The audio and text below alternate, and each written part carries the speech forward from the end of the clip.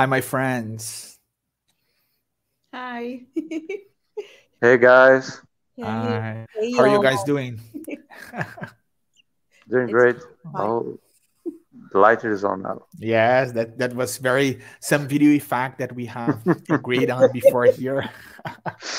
My So wife is we're here. helping me. Very She's nice. at all.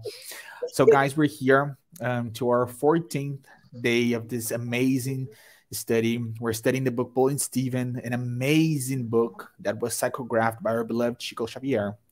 We have finished last week the first part of the book. This book is a novel. It has two parts, and today we're starting the second part of the book. Now we're going to see a very different man from Saul to Paul of Tarsus, and we're seeing now a Christian, one of the greatest Christians that this planet has ever seen, a man that changed the world and really brought us humans here a very honest, just, a very sincere perspective of the Christ. So we have loads of interesting things to talk about tonight. But before we do that, our great friend Norah here will bring us some prayer, and then we can get more relaxed, get calmer, and go ahead studying this book that is so beautiful and special.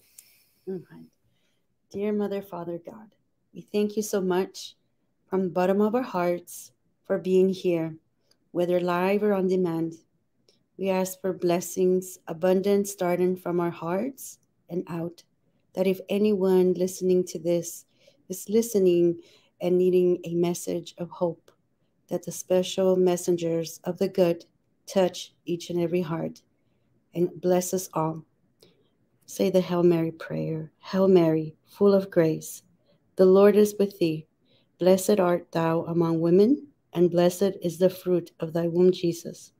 Holy Mary, Mother of God, pray for us sinners now and at the hour of our death. With that, we kindly ask permission to begin this beautiful study. And so be it.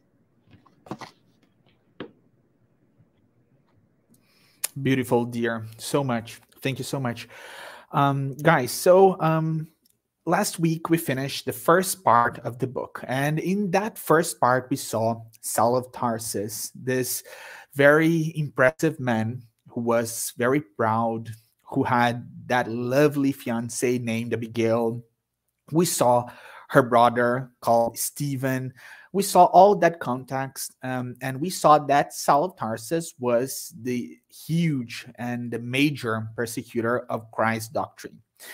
And now, when we enter the second part of the book, we need to remember that we finished last week seeing that very harsh man being absolutely thrown and down for Christ. He was down his knees, absolutely down on his knees, and on his knees, and he said those powerful words, Jesus, Lord, what would you have me do? And now we enter the second part of the book where he's blind. He's already believing that that Jesus Christ is the Messiah. And now we're going to see how he handles everything that comes from that mental attitude, and how those people and friends that were surrounding him there when he was the almighty Saul of Tarsus will receive him in this new perspective with his new ideas. So we saw that in the desert he was with his soldier named Zadok, and he told him, the soldier asked him, "Sir, where are we going?" I'm sorry, the soldier name is Jacob. And he was really afraid because he knew that something was very wrong, because that soldier could notice that Saul of Tarsus was actually becoming a Christian. And Saul thought for a moment and said, I do have some money with me. However, I am in a very difficult situation. I feel I need moral support more than physical rest. I need somebody to help me get a grasp on what happened. Do you know where Zadok lives? This was a confusion of mine. Zadok is Saul of Tarsus' friend, and they have been friends like forever. They are good friends, and they were both Jews. Take me there. After I visited my friend, I will think about lodging. It was not long before they were at the door of a splendid looking building. Answering the servant's call, all the door to the house, Sadak tried to determine the reason for such an unexpected visit. Jacob humbly explained that he had come from Jerusalem accompanying the doctor of the law, describing the smallest details of the journey and its purpose. However, when he mentioned the main event, Sadak opened his eyes wide in astonishment. He could hardly believe what he was hearing. Jacob then spoke of the miserable state of his master, his blindness, and his copious tears. Saul weeping, that man that we saw in the first part of the book, weeping. Sadak received the strange news with immense surprise, summing up his first impressions in a bewildered reply to Jacob. What you are telling me is incredible. What is more, under such circumstances, I'm afraid I cannot let you stay here. Since the day before yesterday, I have had a house full of important friends who recently arrived from Syrian. I for meeting in the synagogue next Sabbath. It seems to me that Saul has become unexpectedly deranged, and I do not want to expose him to undefined criticism and remarks. This is really interesting because, as we've seen before, they were all about keeping the pride and keeping the appearance. But, sir, what shall I tell him? Asked Jacob reluctantly. Tell him I'm not home, but I'm alone with him. He's disturbed and ill, and as you can see, the night is stormy. Sadak thought for a moment and added, that won't be hard to remedy. At the next corner, you will come to Straight Street, and after a short walk, you'll see Judas Inn. They always have plenty of rooms available. Later on, I'll get there to find out what happened. Saul accompanied his servant, listening to everything in silence after wiping away a tear.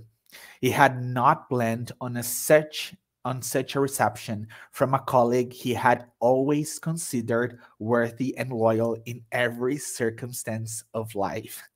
So we see that the doors are becoming to be closed for him, the almighty Saul of Tarsus. However, in the swirl of sorrows that were beginning to swell in his heart, he suddenly remembered the vision of Jesus and reflected on the fact that he had experienced something that Sadak could not possibly have understood. He arrived at the conclusion that perhaps he would have done the same if their roles were switched. A very interesting Christian perspective here. Now he's not always searching revenge. He's already being much more resigned and putting himself on the place of others. Saul perceived a vague feeling of unwanted fright in Jacob's words. Sadok's behavior had perhaps added to Jacob's misgivings. His comments were reticent and hesitant. He seemed scared, as if foreseeing threats to his personal peace of mind.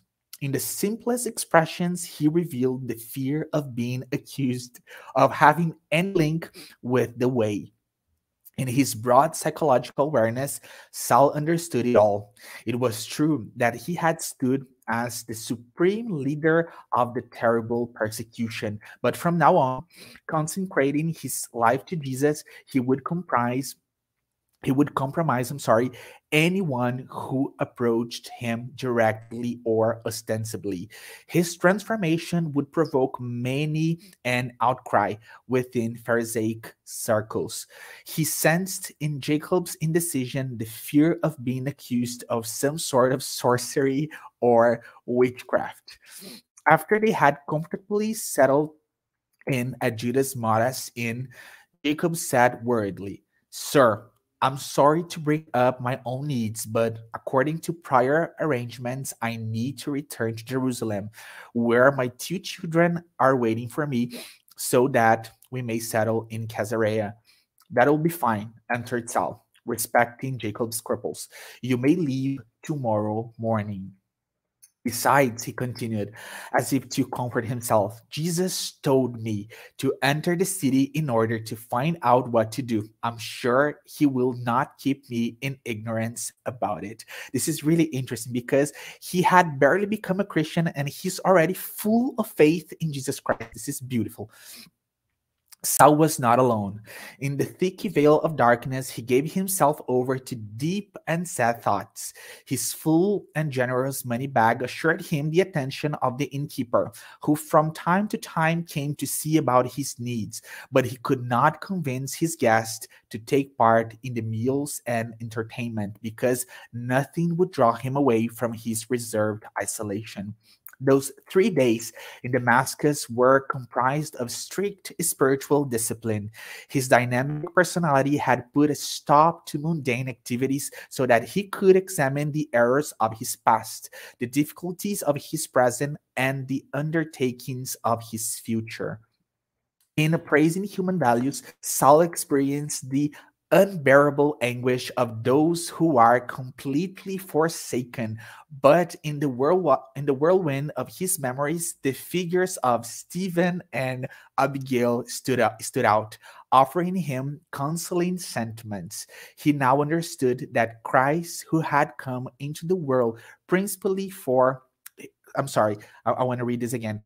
He now understood that Christ, who had come into the world principally for the unfortunate and sad of heart. This is really, really beautiful because, as we've seen before, Saul usually got really angry when people was in this resigned vibe. Although they were immersed in sorrowful situations, they would think that no, there's hope in the future, and now he was experiencing that himself. Previously, he had rebelled against the Nazarene Messiah, in whose act he had seen some sort of incomprehensible pleasure in suffering. However, he had come to study himself better now, drawing from his own experience the most useful reflections. Deeply immersed in the blindness that enveloped him, he prayed fervently for God not to leave him helpless and asked Jesus to clear his mind, tormented by thoughts of despair and abandonment. This is so beautiful. Now I pass the word to Daniel. Thanks, João. So, on the third day of prayer, a short old man with white hair and a kind smile asked for Saul. And when Saul anxiously asked his name, the old man revealed himself, the one sent to that place so he could recover his sight and receive the illumination of the Holy Spirit, and that is called Ananias. Saul thought the, of Saul thought of Ananias as the disciple who taught Abigail the doctrine of Jesus and as the very reason of his trip to Damascus. Now he was there to serve, calling his own persecutor a brother. All Saul could say was, I would like to kiss your tunic, but as you can see, I'm blind. Ananias noticed that Saul of Tarsus was really transformed. Then, with eyes in tears, Saul exclaimed, Jesus is the eternal Messiah. I have put my soul in his hands. I repent for the way I have lived. Ananias felt he should stop those ultimate renunciation gestures, but something kind of influenced him to put his hand over Saul's brow and declare this this sentence. It's such a strong moment. Brother Saul, in the name of Almighty God, I consecrate you to the new faith in Christ Jesus.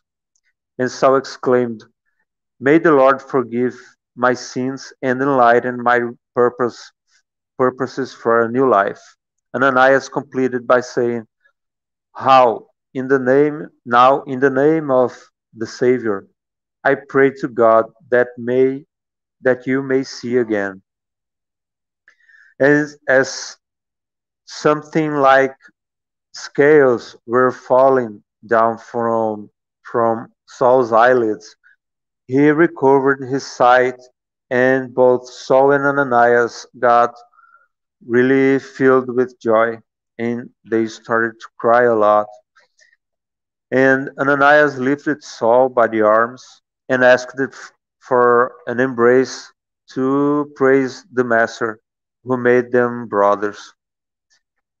And also they overcame so much differences and so much they were enemies at that point. And they talked about belonging to Jesus. And I find this really interesting because what does mean belonging to to Christ? Okay, so Christ really doesn't even want to own us. What he what we do actually when we say that we belong to Jesus and that we are slaves to of his doctrine of his love is that we wish no other thing than to serve other people just like he taught us. So that's a kind of happiness that uh, puts you in a circumstance of servitude of slavery. So that's completely voluntary. And Saul was hungry for knowledge about Jesus and started a conversation right away. From Ananias told him that he was a shoemaker in, I believe this is, I should read this, Emmaus, don't know. This is the name of the city. 8 miles from Jerusalem, and that he went to Jerusalem in order to participate in the temple celebrations. But once there, he saw Jesus being humiliated and led to the crucifixion at the Calvary. He spoke of the powerful look Jesus gave him, strong and spiritually deep enough to make him leave his possessions behind in Emmaus and go to learn how to live according to the lessons of the gospel with Simon Peter. Once again, this is a character of the book that who immediately as soon as he got to know the gospel, he transformed himself. This is another one. So Ananias is that kind of spirit too. And Simon Peter arranged to send him to Joppa to help other disciples there until the persecutions intensified after Stephen's death, and then he got away to Damascus. See how the stories crisscross at that point. Ananias was sent to Joppa by Simon Peter to help Philip and James there, and that's when he got to know Abigail, and all of this part of the story started. Saul confirmed his duty of taking him prisoner with the intention of and uh, torture, torturing him to death. So this is Saul had to confess that with a trembling heart, but it was a moment of truth, and he had to spoke that out. But it was Ananias who came to save him and make a voluntary and happy slave out of him. And so Ananias smiled, completely happy. And at this point, I give the word to Nora.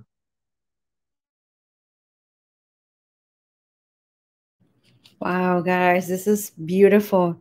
I mean, just to take a breather, I love the part where John talks about the hope, right? And that spirit of just being resigned that Saul didn't understand, but now he's at that level. And another part that Daniel said before I forget, I love the part where you said where Saul was out to get Ananias, but it turns out it was the other way around. It's always so important to remember that life can take so many turns. We never know. We think, oh, I'm set, and life in seconds it can change. It's so important to respect and to be on that path. So I think there's a lot of stuff that we can really learn through these amazing, amazing stories and beings, right? So I'm gonna share a slide here because you know, some of us are very visual. So this is taken from a Bible's website that is telling, I think it's pronounced Jaffa or something like this. I said Joppa, but I'm not too sure. So I'm like, where exactly is that? Now we're going to zoom out a little bit. And we're talking about this route from Jerusalem to Joppa right here, just for us to have a visual of what's happening. And I know we're going to come back to a couple of maps later as we talk, but starting off with this, in this part, I'm going to go back. If I was to summarize it, it would be like in two sentences, because basically what happens in this part is Saul and Ananias are talking. Okay, so they're talking back and forth. After they talk, Saul was going to go to the synagogue to talk to his friend Sadok. All right, and then that's what we're dealing with. So instead of, so those are the two things we're going to talk about. So now we're going to break down. So one of the things, among several things, now we get a little bit more, I say, spiritually intimate, because we're getting some of those more in-depth details. Because as João said, it was like Saul was here, but it was like he's a GT student, like he just was racing. And so we see the conversation. One of the things was immortality that Ananias brings up. But we must believe that she, right, Abby, lives in the immortal realm, and who knows, perhaps her prayers at Jesus' feet contributed to the Master having called you to the light of the gospel at the gates of Damascus. So as Ananias and Saul are talking, and as Daniel said, you know, as he's sharing his stories between Jerusalem and Joppa and Damascus, etc., Abby came, or Abigail comes in the picture. And Saul agrees. He says, you know what? Abigail could not be dead, because he had this vision with Jesus. So he understood. He's understanding life is not just this kind of 3D version that we have. There's more in detail. So that's something for us to imagine. And we're starting to, it's been a while. It's something that's difficult to prove, I think, in a certain way. But through our experiences, I don't know if maybe Daniel might want to say something, but through our experiences, or even like through, you know, through something, through a message, that we see that there's more than this, right? So I know, for instance, I lost my dog a couple weeks ago, and just today I remember, like, oh my gosh, I felt the energy. And that's, I mean, everybody's open to thinking, but that experience, whether it was the memory or I don't know what it was, but I felt something so powerful inside. And I can imagine, and maybe we all have an experience like that, where there is Saul and Ananias having that conversation, bringing Abby and getting that affirmation. I think that's a beautiful, best way that I've learned to understand a little bit about life after death. But of course, there's a lot of stuff and a lot of research that is coming out. So that's beautiful. I don't know if Daniel would like to say anything. I will say something precisely about that. I'm so happy you brought that up. But after you Are you sure? finish, Okay. Yeah. So they continue talking. Another point now is like Sal is ready to read the Gospels. And this is powerful because, studying a little bit the acquisition of language. It took billions of years actually for language to develop in humans. They've been doing some research in the Neanderthals, and they think that that was the first indicative. There's a little part here that the Neanderthals have. They started to utilize language. Think about this. Written language comes much, much later. And the powerful thing of having the knowledge today, there's Saul, right? In his time, wanting to read the Gospels. And that is so beautiful because we are continuously being invited once we cross the little line to take advantage of everything that we have around us and understanding that reading will open up different interpretations and different things, give us that knowledge that we need. And another beautiful thing that, where can I get this book, right? So Saul's like at that time, we have to think also of the history. They had to hide the scripture. They had to hide, so we can put ourselves in that perspective, like, where's the book? And, the old Saul would have wanted to burn those books, but the rejuvenated, refreshed Saul is wanting to have access to that. Another thing that they talked about is spreading the news. So Saul was ready, as Ram shared with us. He was so ready to be on board. Like, I'm going to share. He says here, we must find a way to spread the new revelation as widely as possible. Jesus is our help from heaven. To delay his message is to prolong humankind's despair. Besides, the word gospel means good news. It is crucial for us to spread the news that comes from the highest planes of life. And so as Saul is saying this message, Ananias say, okay, very good. You're right. You are absolutely right. But please, let me see.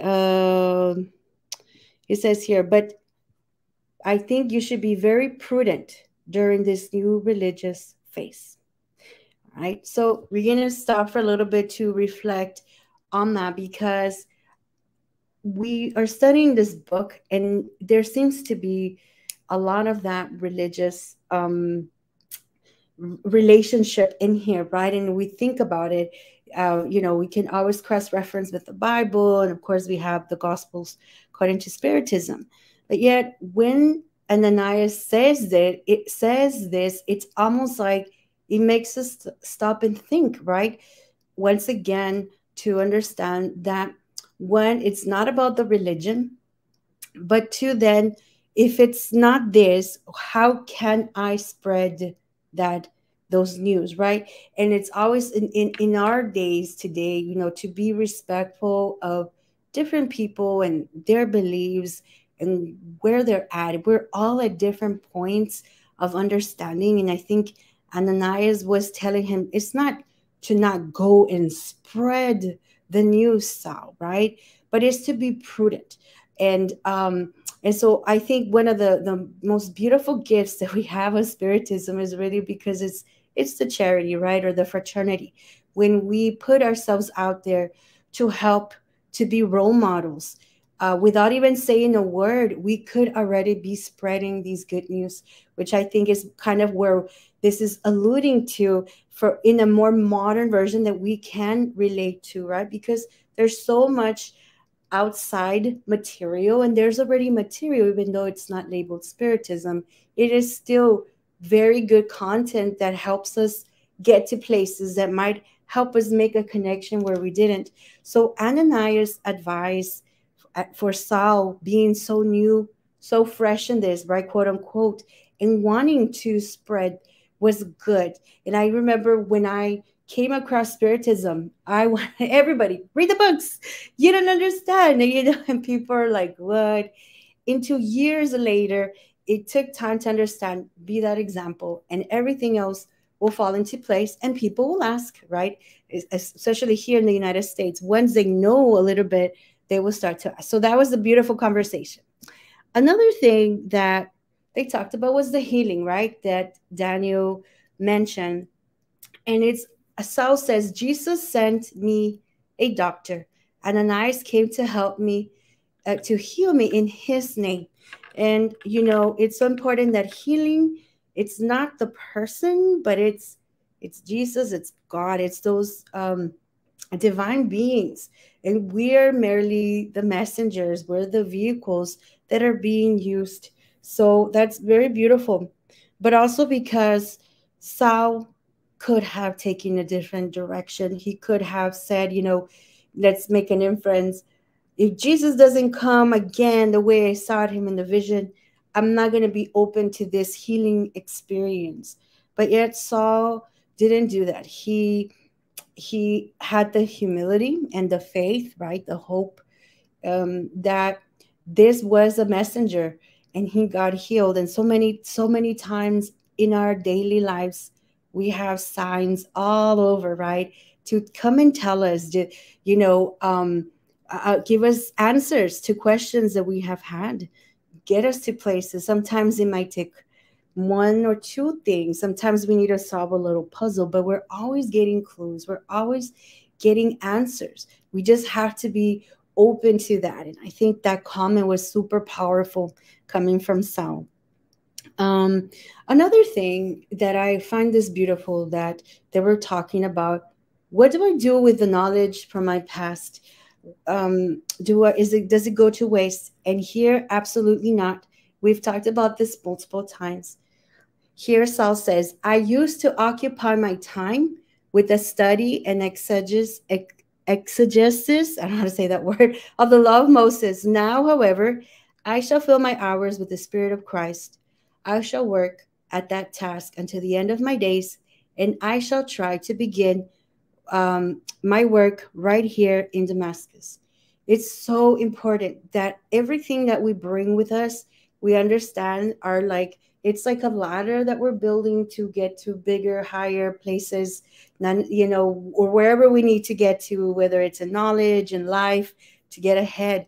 And that respect for his past is so important. He didn't sat there and be like guilty or, oh my gosh, I'm so terrible. Like, oh my God, he didn't dwell on that. He took that spirit, that behavior that he had, and now he's going to use it for this. So it's so beautiful how we start to understand, and I remember, coming into Spiritism, there was a lot of stuff here in the United States that, had the blessing of reading beforehand, and all of it, starting to put the pieces together, even growing up in a church, having that in our references was so beautiful, and it just keeps building and building, and that's really nice.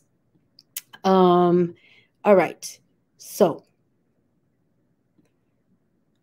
then what ends up happening? Ananias and Saul felt happy. And it says here they had lunch together like old and loyal friends. Even though it's not here, we can make an inference the same thing, talking about reincarnation, past lives, right? Whenever we have friendships, that's like, wow, I feel like I've known you from such a long time. That's kind of what they were having, that moment, that experience. So there's a little bit more of the Spiritism components in the second part starting. So it is very true when João says second part is different. So it's beautiful. And so after they were having this conversation, and it's very different, right? It is so different from the style that we got in part one. All the little things that we could probably break down even more so are already explaining to us that that experience that he had, that vision of Jesus, was enough, right? Because it was his heart in it. He truly believed.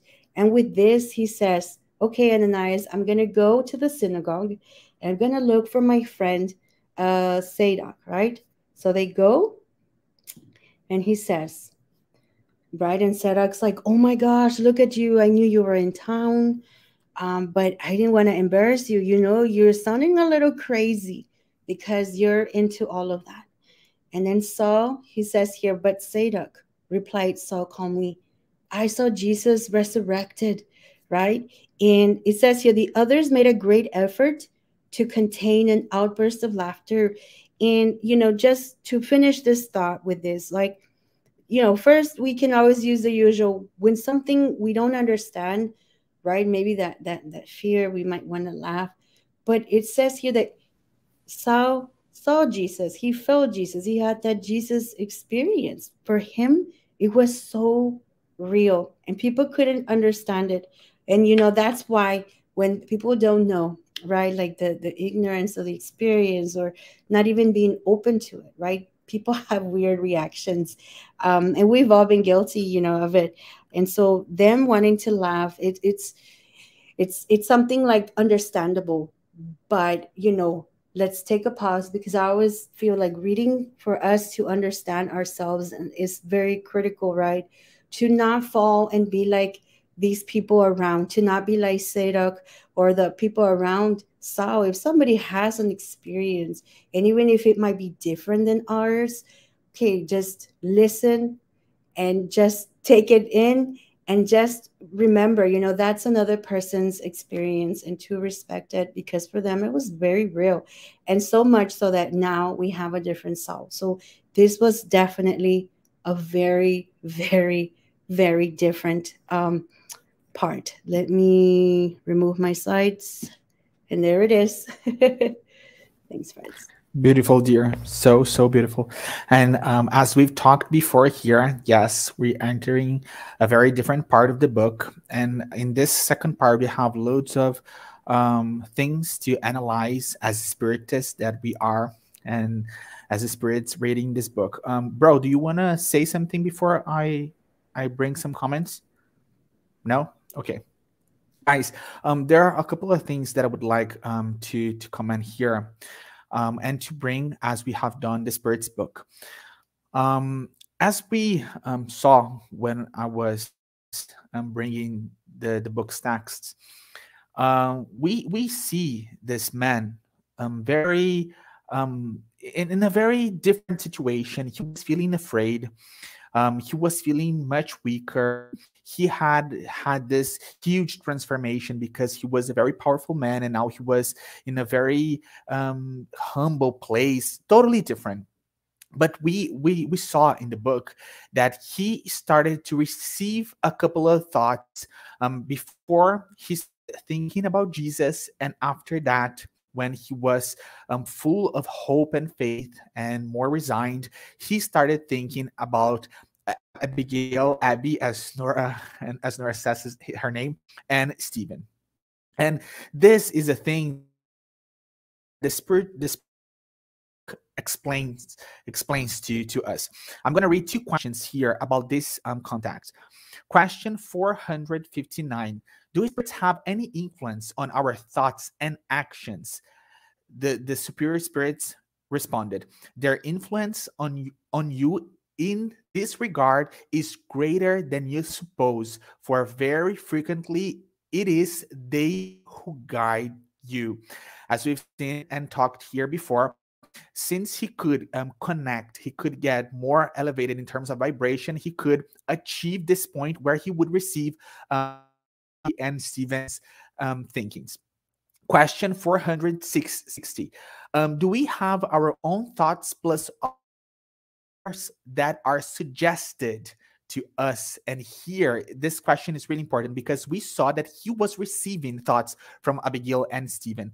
The answer: your soul is a spirit who thinks by itself. Nevertheless, you must have noticed that many thoughts occur to you all at the same time with regards to the same subject, and that they frequently contradict one another. Well, they are always a combination of your own ideas and other spirits' ideas. And this is what renders you uncertain.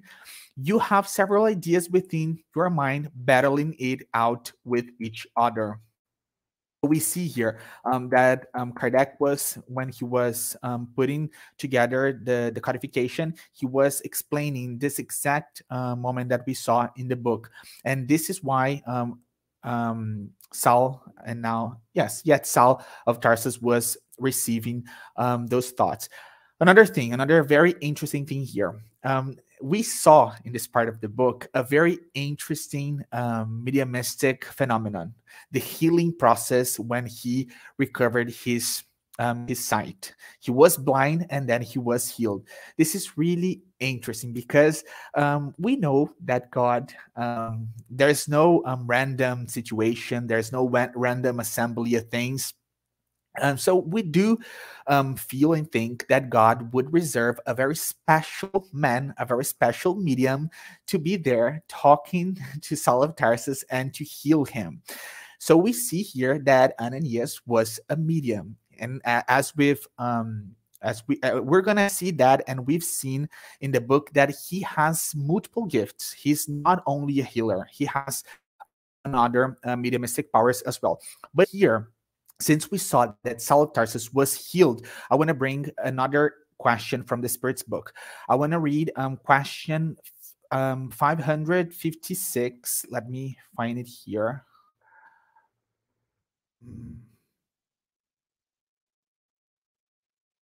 This question is really interesting because we see that he's a medium.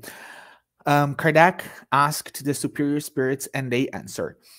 Do certain individuals really possess the gift of healing by simply touch? That's the question. The answer.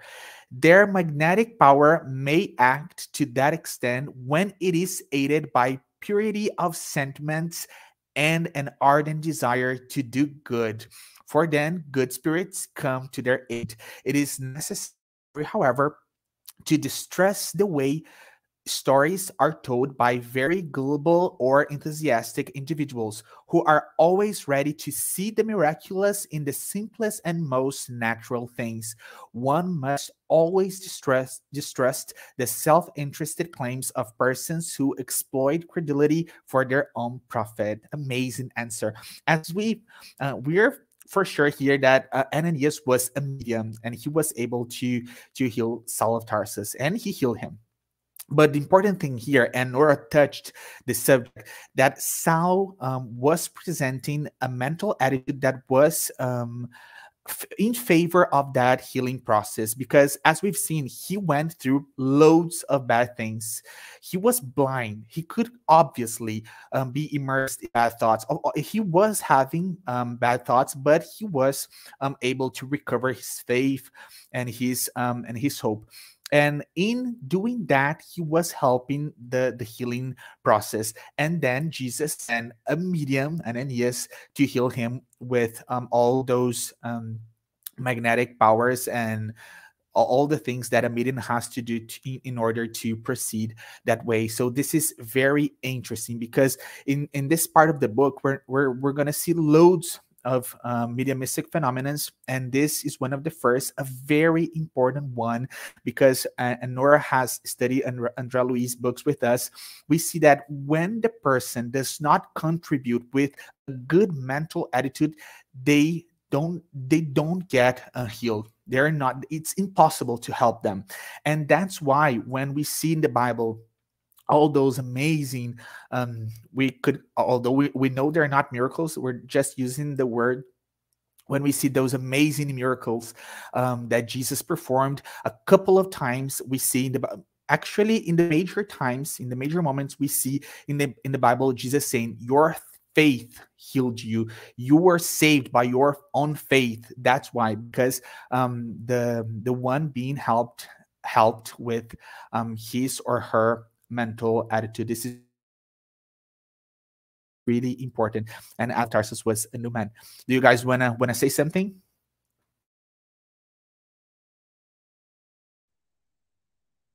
Yeah, go, Norah. So, You go first today. Dear maps got me excited. Love that. Love maps. So nice. So, I wanted to talk about this book. It's in Portuguese. the Book of the Mediums. It's the second book um, Kardec wrote.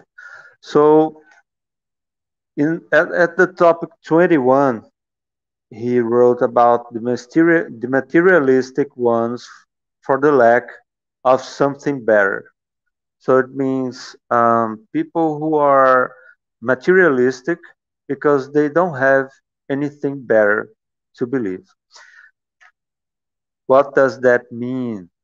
They have these people, and this is specifically about the situation we are studying about Saul, and which I can relate so much. That's why I like it's the way I have encountered this doctrine. You know, we feel this uncertainty, and this is a torment to people like this because they sense a vague aspiration for something bigger than life, than matter, and what they got taught can't convince them for not being reasonable enough. So they live in a materialistic way, but longing to fill this oddly gap. So this was specifically what I felt before knowing the the spirit doctrine, and you know that kind of save us. That it's it's consolating. Yes, this doctrine has a huge power of consolating our hearts, but also our questions can be solved. I had so many questions at that time, and you can see in Saul that he aspired to something bigger, but all he had was the laws of the Jewish people, those harsh penalties he had to put on people. So that's what he got. So he would put all his energy to fulfill those duties. And their faith, people like this have a faith like a dormant germ smothered by weeds or a castaway who gets a lifeline. These are words of Kardec. So it's amazing. That's why I love so much the role Saul gets plays in this story. It's the great transformation, and it is not because he wants to prove anything. That's because he had like a seed uh, uh, sleeping inside of him, just waiting, for that breach to crack open and start to grow. And this is wonderful. And I think most of the people who are searching more knowledge about the spirit doctrine feels the same. It's about filling this gap and trying to escape the materialism that we are all stuck in. Nora, Nora, you can go. Thanks. Well, guys, you are all are nailing it. I'm like, I just have to say, just to add a little bit of non-spiritist, so we can cross-reference. We've done the Bible, we've done spiritism, but we have Louis Hay here in the U.S. who talked a little bit about healing, and also Dr. Joe Dispenza. And when I'm, thinking about these things, I feel like Saul's story was like the GT, like the fast speed version of it, because it was interesting how it was his eyes that got that they got blind and then he was able to see. And in Lois Hay, she has this book, You Can Hear Your Life, I think is what it's called. She has a chart towards the end. she says, that she started seeing so many people, and after a while, she started to listen and make patterns. Certain things that people had would relate to different ailments. And so she composed, right? This is not like, this is more of a holistic list of symptoms that are more emotional symptoms that match to an illness. And through affirmations, through changing the whole paradigm of a mind, and she talks about prayer and God and all of that, people are able to do it, right? And we also have Dr. Joe Dispenza, who talks a lot about changing our thoughts, changing the mind to where you can do that in a DNA level so that the bigger healings can happen. He had an accident. He was, I think, paraplegic, and he would every day, he would see himself, right, standing, and it happened. And now he has amazing books.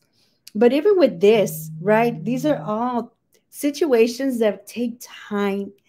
And to put what we have today in Saul's time, it is beyond. Like João said, we're using the word miracle because of the biblical sense, but we know in Spiritism, like, it was fast. And I know Daniel last class has said, well, what is the workings of it, right? How Jesus was able to do that so fast. I'm very fascinated by magnetism and the thoughts and just the overall blessing of healings. It's just absolutely beautiful. But it goes to show, though, that ailments are also related to things of us that are emotional, maybe from past lives. And not that this is directly from Saul, but we can just extract that experience and kind of bring it out here into our lives to maybe understand if maybe one of us is going through a situation. I mean, we've all had some form of ailment, and we see that this is to help us to process. It was not like a punishment, because when we think of Saul's situation, it didn't seem like it, right? It really wasn't, because he came out victorious because he wanted to. So it was very powerful, the whole symbolically and even the whole science aspect of his healing. So it was beautiful. Thanks, guys. Beautiful, dear, so much. I love Joe Dispenza's book, You're the Placebo. I love that book. I love that book. I have read it more than once, and it's really about a mental attitude. And we remember that Jesus told us that we are gods. So we have all the power within ourselves. And Joe Dispenza, I think he's a really special man, because he brings us how our minds have the power to heal our bodies. His work, I really admire him. I love that you brought him in this context, because I do think that Christianity is a way of reaching a higher spirituality, but there are others. We are not holding the only truth here. There are multiple ways, and understanding the mind, it's amazing. It's amazing. In his book, we do find, and we end the book believing that we have this huge pharmaceutical industry within ourselves, and that we're capable of amazing miracles. He has loads of examples with people who follow him. He has those amazing workshops. I do admire that man and what he has brought us. He is an amazing example of healing. He healed himself, and it was quite impressive. I have. Oh, so sorry, dear. So maybe I guess we can say we can all, in a sense, have that healing mediumship, like maybe it's more, I feel like it could be from connecting dots together. And then, Andre books too. Yes, exactly. A lot of plethora of information on healing and how the spirits, they work with the centers and the energy, and everything has to be put together. So yeah, it's beautiful. Yes. In the Spirits book, we see, I'm going to bring the question here really quickly. Question 23, the Spirits book. Question 23. What is a spirit? Answer: the intelligent principle of the universe. That's the answer. André Luiz brings us in all his books. He talks about that more than once, that from the smallest atom to the most complex union of atoms, the spirit is the one power commanding all that. So of course, if we reach the mental attitude, because that's what is our spirit. The spirit, as the spirit's book brings us, is the I'm going to read it again, is the intelligent principle of the universe. So it is in us. We have that power. We have the power to do miracles. We just need to reach that state, and someday we'll do that. As Jesus told us that we would be able with faith to move mountains. This is about using our minds to move mountains. One day that will be nothing to us. We will reach that place. So seeing how Saul of Tarsus' mental attitude helped him to be a part of that amazing and beautiful healing process is something that we really need to pay attention in, because it's very symbolic and it brings us loads of teachings. Do you guys want to say something before we finish here? We have to talk about miracles. We have a short time, that's true, but I'll try to bring something, about God, spirits, and matter, and how spirits act over matter. It's so important and explains a lot of about what's happening with the characters in the book, about healings and all of that.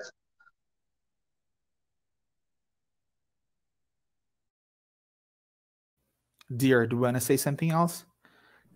I want to say thank you, and it is very powerful to see how, we can connect more than we think. So even though these books are stories that happened, a long time ago, if we align ourselves and are open to that, we can always relate to something from Saul. I have a little bit of Saul, I have a little bit of Ananias, and have a little bit of that spirit of that time, and put it in context of today, and try to use that every day to just be better, kind, more kind, and just more loving towards ourselves, towards everyone, and just be better, because that's what we read for. As a reading teacher, I always, I advise my kids, guys, read to always just amplify, your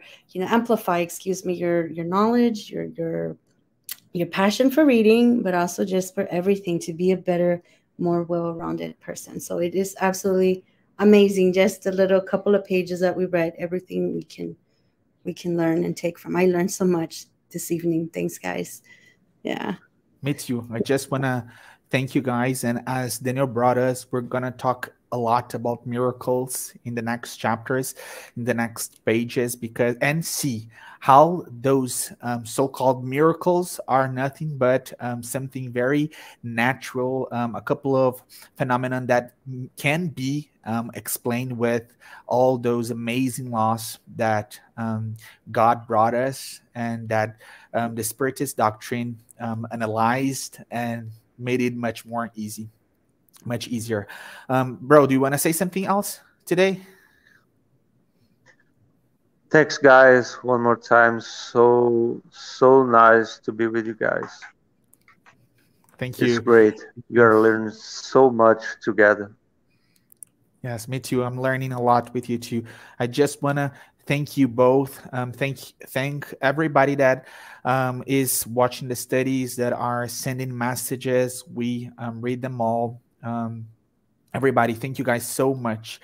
Studying with you is very, very nice. And this exchange of thoughts, it's a really rich experience. Thank you guys so much. See you guys next week, okay? Bye, guys. Bye, guys. See you next time. Bye-bye.